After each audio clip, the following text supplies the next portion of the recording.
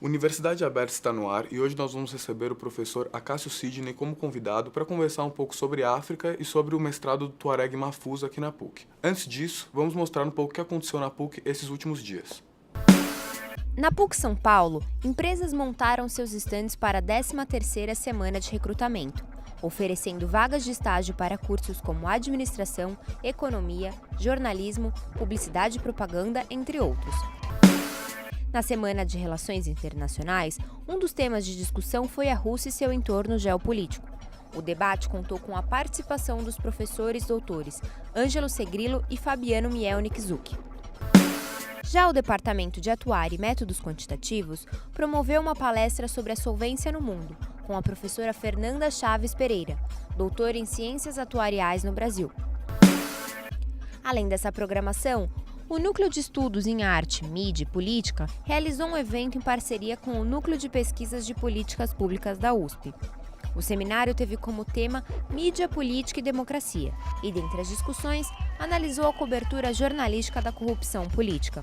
Uma parte imprescindível da democracia é a questão da informação. Universidade Aberta de hoje recebe o professor Acácio Sidney da Antropologia aqui da PUC São Paulo. Ele vai conversar um pouco com a gente sobre o Tuareg Mahfouz. Ele é o primeiro Tuareg a fazer um mestrado aqui no Brasil. Ele fez o seu trabalho sobre a música do deserto como forma de resistência na África do norte do Saara, principalmente.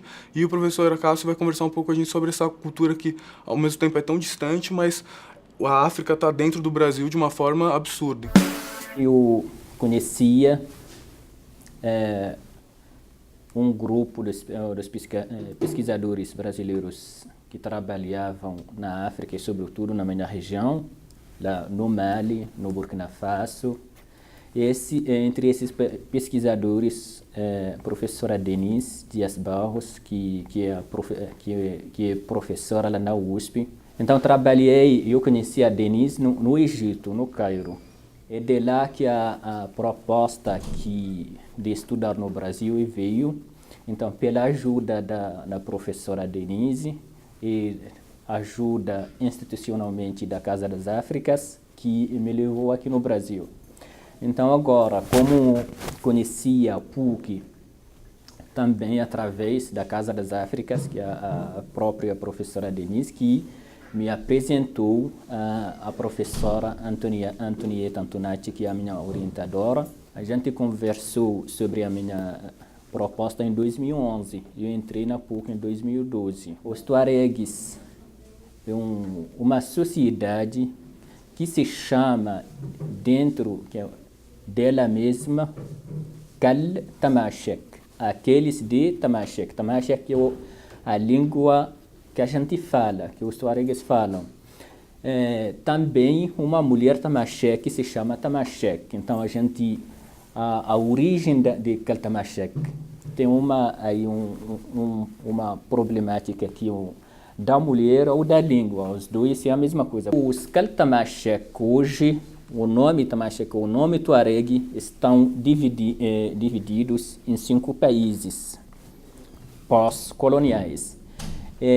Entre a Líbia, a Argélia, Mali, Burkina Faso e Níger, nesse espaço que se chama Sahara Central, ou Sahel-Sahara.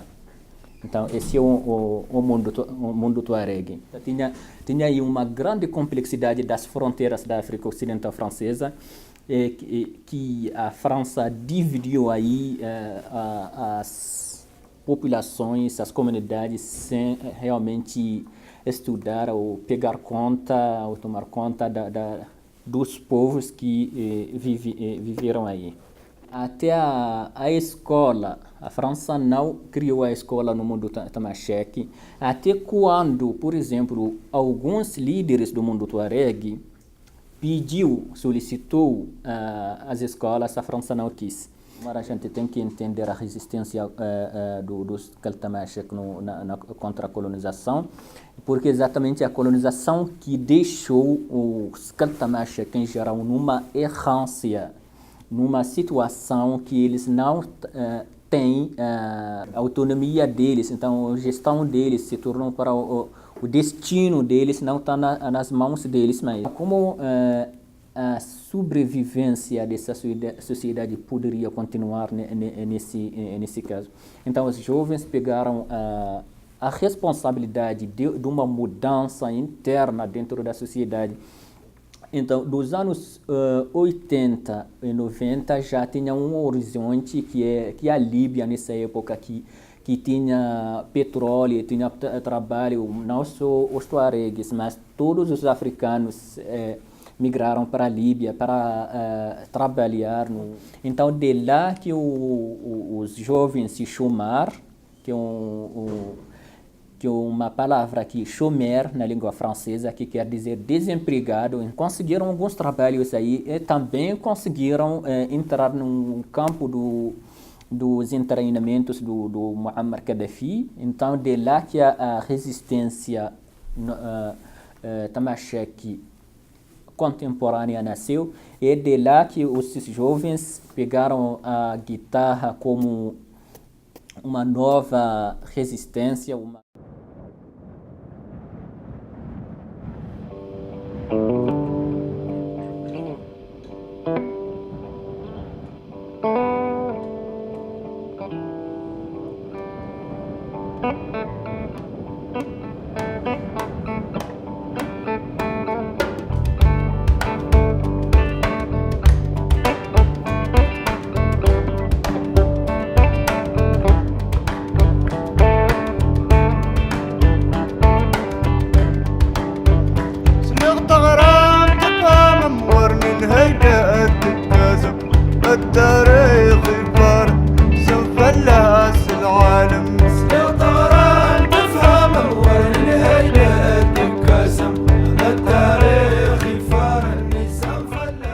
Minha pesquisa sobre esse movimento e, sobretudo, de chamar um movimento bem amplo que tem o lado político, que tem o lado militar, que tem o lado cultural, que os grupos músicos. Então, quando conseguiu ir na Líbia, conhecer a guitarra, então ele viu que a música é a maneira para ele mais importante para passar a mensagem da sociedade dele, para entrar em contato do mundo com a música. Então, esse grupo Tinariwen também criou as escolas da música, da guitarra, em toda a região tuareg.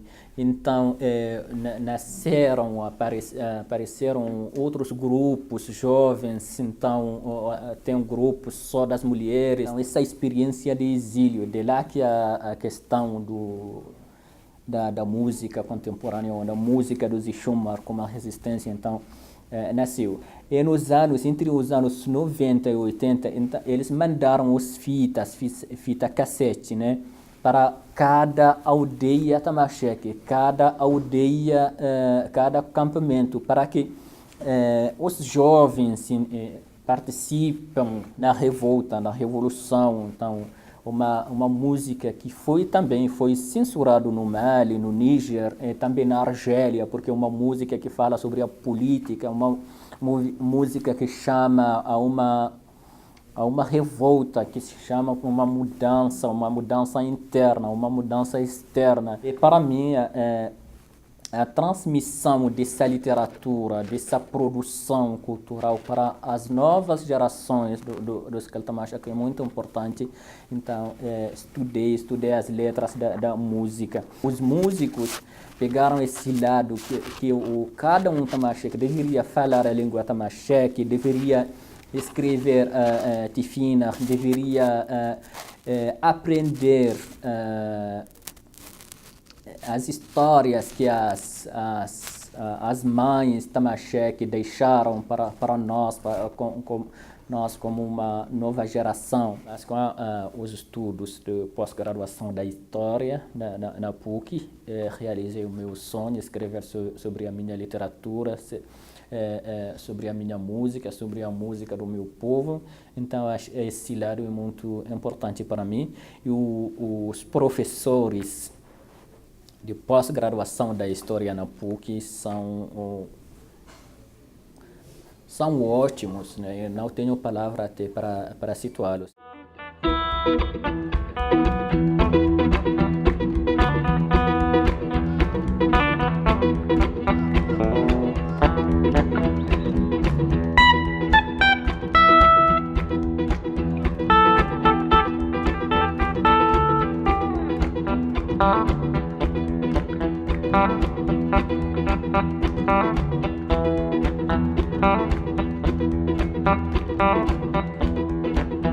العالم تجلس ترى هاد مفلس إيموها غبطان كنانا مبرز إيموها غبطان كنانا مبرز العالم تجلس ترى هاد مفلس إيموها غبطان كنانا مبرز. Como foi essa experiência de uma cultura tão distante, mas ao mesmo tempo tão próxima à nossa? E conta um pouco pra gente como foi essa experiência com o Mafuz. O Brasil tem, há muitos anos, uma relação extremamente pendular com o continente africano. Em alguns momentos estamos muito mais próximos, em outros momentos, pensando nas relações internacionais, mais distante, né? E nós estamos vivendo nos últimos 10 anos um momento de relações muito intensas, e isso é muito positivo. Nós estamos acostumados a receber estudantes africanos, porque o Brasil tem um papel importante na formação de quadros africanos, principalmente dos países de língua oficial portuguesa. Nos últimos anos, o que vem acontecendo? Nós tivemos um crescimento nas relações exteriores Brasil-África, o que fez com que novas embaixadas fossem abertas ou novas representações diplomáticas. O Mali, que sempre foi, ele está numa região chamada de África do Oeste, né? E especialmente da antiga região da África Ocidental francesa. Então sempre foi um território dominado pelos franceses. O Brasil teve pouca inserção. Também essa pouca inserção pode ser explicada por outras razões. O fato, por exemplo, de que o Mali não representava na geopolítica um parceiro importante para o Brasil. Com essa abertura de novas representações diplomáticas, o Mali ganha um papel importante, né? Por exemplo, o Mali é um parceiro importante porque é um dos maiores produtores de algodão. E o Brasil tem um papel também importante nesse sentido através da Embrapa. Então, essa aproximação, que é uma aproximação diplomática, tem resultado também em outras aproximações, como, por exemplo, a aproximação acadêmica. Então, a vinda do Mafuz é uma novidade, é bem verdade, ela deve crescer nos próximos anos, e o que eu acho que é importante destacar é que, se alguns africanos que vêm ao Brasil escolhem estudar ou fazer uma análise de problemas que de alguma forma são problemas brasileiros, a novidade é que muitos africanos começam a estudar os seus próprios problemas, né? Problema no sentido sociológico do termo, no sentido antropológico. Então, a escolha do Mafuz de estudar a música tuareg nessa perspectiva da resistência, assim, seguindo um pouco o trabalho que ele já vinha fazendo no Egito, isso é muito importante, porque nós conhecemos, o Brasil conhece muito pouco da musicalidade africana, não é? Eu estou pensando no continente todo. Mas quando falamos, então, dessa região específica, que é a região do Sahel e a região do Saara, menos ainda. Então, acho que é uma porta boa de entrada o trabalho dele, né? O povo tuareg, ele é um povo nômade, né? E ele não é constituído só de malienses, né? O que une o povo tuareg como um povo, assim? Se nós recuperarmos um pouco a história ancestral de fundação, o que dá origem a determinados povos, e aí a música é um componente importante, mas a própria forma de reconhecer o espaço geográfico, de se adaptar e de se apropriar desse território, de espaço geográfico, vai definir essa grande família, vou usar a palavra família pela falta de uma outra palavra melhor, talvez, que vai explicar por que os tuaregs se entendem como tuaregs. São um conjunto de elementos que estão no saber fazer que vai definir quem é tuareg, que, por exemplo, não é Peul, né? Os Peul também são nômades ali naquela região, mas se reconhecem muito bem como Peul e não como tuareg. Então, musicalidade, a língua, uma língua comum, uma ancestralidade comum, não no sentido religioso do termo, do que é ancestral, mas uma história comum, as próprias resistências. Então, um conjunto de elementos aí que juntos vão formar isso que nós vamos definir como identidade tuareg. Professor, a música do deserto, a música tuareg, ela começou a partir do fim dos anos 70, né, com o Tinariwen, e ela conseguiu atingir o objetivo dela, o escopo dela, que era comunicar aos tuaregs essa questão da colonização, essa questão da separação dos povos. Ela atingiu esse objetivo? Atingiu e continua atingindo, né? Eu acho que pedagogicamente ou didaticamente, a música cumpre uma função em todos os grupos humanos e lá, muito especialmente, de ter essa função que é de levar uma mensagem, assim como outras manifestações culturais que nem são propriamente africanas, mas que nascem na diáspora, como o reggae vai ter um papel em outros lugares, né? Mas se nós fizéssemos uma análise ali em toda aquela região, nós vamos ver que foram brotando inúmeros grupos e cumprem sim essa função. E eu diria assim, muito especialmente porque a revolução não é feita por velhos, né? Velhos não participam de nenhuma revolução. Aliás, eu não conheço nenhuma revolução no mundo que tenha sido feita por velhos. A revolução é feita pelos jovens. E os jovens sabem muito bem criar os mecanismos, as ferramentas e se apropriam disso. Né? E isso é bom. Professor, as culturas são muito diferentes, né? Como é que como se deu essa relação dessa cultura aqui na PUC? Como é que aconteceu isso? As culturas são verdadeiramente diferentes, né? As culturas, elas não incomodam quando elas não vêm acompanhadas do seu suporte. E o suporte é a pessoa. As pessoas, às vezes, se apaixonam por determinadas manifestações culturais, mas desde que o suporte, aquele que é a expressão viva da cultura, não venha com ela. Então a relação que se tem com o outro é sempre a relação de piedade, né? Oh, coitados dos africanos, coitado, mas coitado do quê? Né? Então essa vitimização acentuada, exagerada que se faz aqui. Então eu conversando com os estudantes africanos, eles falam das perguntas que eles ouvem nos corredores. E não é maldoso, né? Mas a pessoa fala assim, mas lá vocês têm computador? Mas lá vocês têm... Como é que você fez para chegar aqui? Né? Tem aeroporto? Então é um total desconhecimento do que é o continente africano, né? As pessoas insistem ainda em dizer a África quase como sinônimo de país, né? Ou inventam essa coisa de as Áfricas, colocam um S para pluralizar, mas esse plural também não significa absolutamente nada. Então nós vivemos aquilo que a Chimamanda Adichie chama de o perigo da história única, né? É uma história única. Então, nós poderíamos aproveitar a passagem de muitos desses meninos aqui e poderíamos conhecer um pouco mais essas histórias locais, as histórias regionais. Para nós seria algo grandioso, né? Ninguém pode ser feliz sozinho. Nenhum povo pode ser feliz sozinho, né? A felicidade é algo que só se constrói coletivamente. Não dá para você ser feliz se sua mãe não for feliz, se seu pai não for, se o seu companheiro não é feliz, se a sua companheira não é feliz. Então, felicidade é algo possível só no plural e no coletivo. Individualmente é uma enganação. Dizer eu sou feliz, não dá para ser feliz sozinho. Qual é o perfil desse aluno que vem para cá, para a PUC? Quais são os países que vêm mais? Qual é a relação aí de... Interessante. O Brasil, o PEC vai completar... Está aí uma pauta interessante. O PEC vai completar 50 anos no próximo ano. Então, há 50 anos o Brasil recebe estudantes africanos. Isso foi mudando, o perfil foi mudando, né?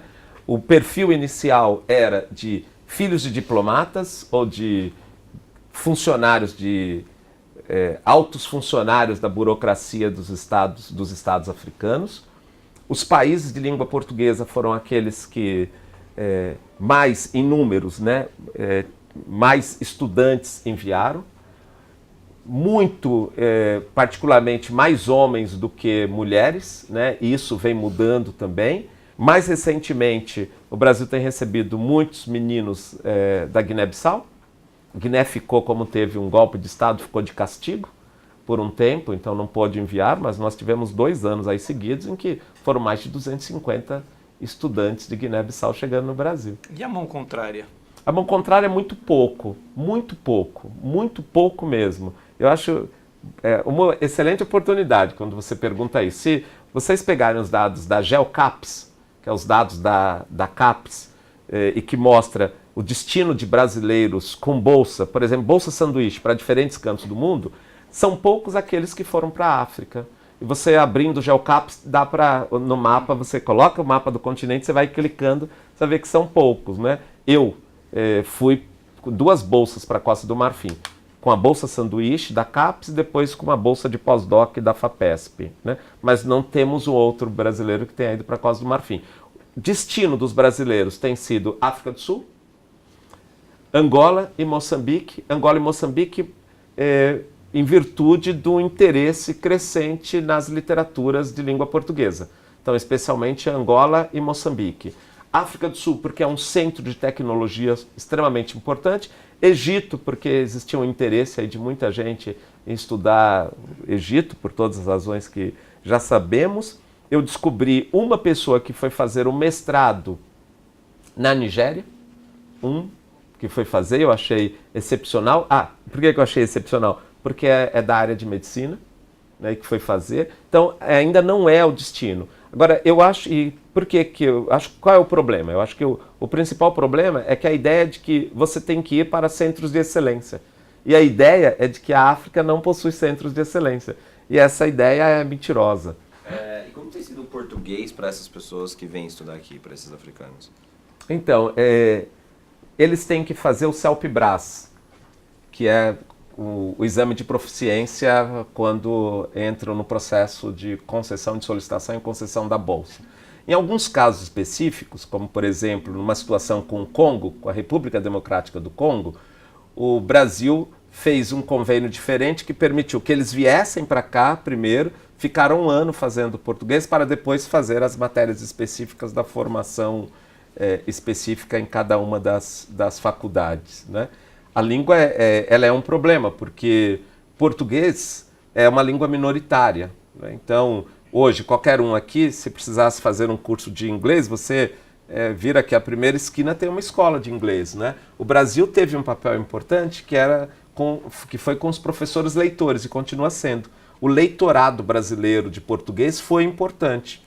Então, em alguns casos, o primeiro contato se deu através do leitorado, que eu não sei se vocês sabem como funciona, né? Mas são brasileiros com curso universitário, quase sempre e atualmente formados em letras e que vão para um determinado país, que tanto pode ser Argentina, Chile, como pode ser Uganda ou Malawi, ensinar português na universidade, com uma bolsa do governo brasileiro. Muitas vezes, como a bolsa é pequena, muitas vezes existe uma complementação do governo local, que cede a casa, a hospedagem, então facilita bastante. Agora, por que isso, né? Porque nas relações comerciais, vamos pensar que hoje o Brasil é um exportador de livros para Moçambique, né? Então, essa relação, que é uma relação, as relações exteriores ou a política do Brasil para a África, ela se dá em diferentes frentes. Você tem a Embrapa na agricultura, você tem a Fiocruz na saúde,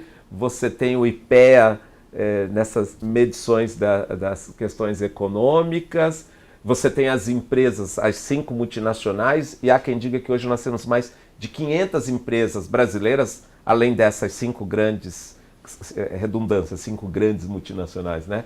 Além dessas 5 multinacionais, e outras ações que são essas ações na área da educação. Então, o Senai está em vários países africanos, e isso é importante. Então, na formação universitária, eu acho, é uma desconfiança minha, que no futuro que nós vamos ter muitas dessas universidades particulares que cresceram muito aqui no Brasil, elas vão chegar também, elas vão abrir suas filiais no continente africano, e isso vai ser logo. Por quê?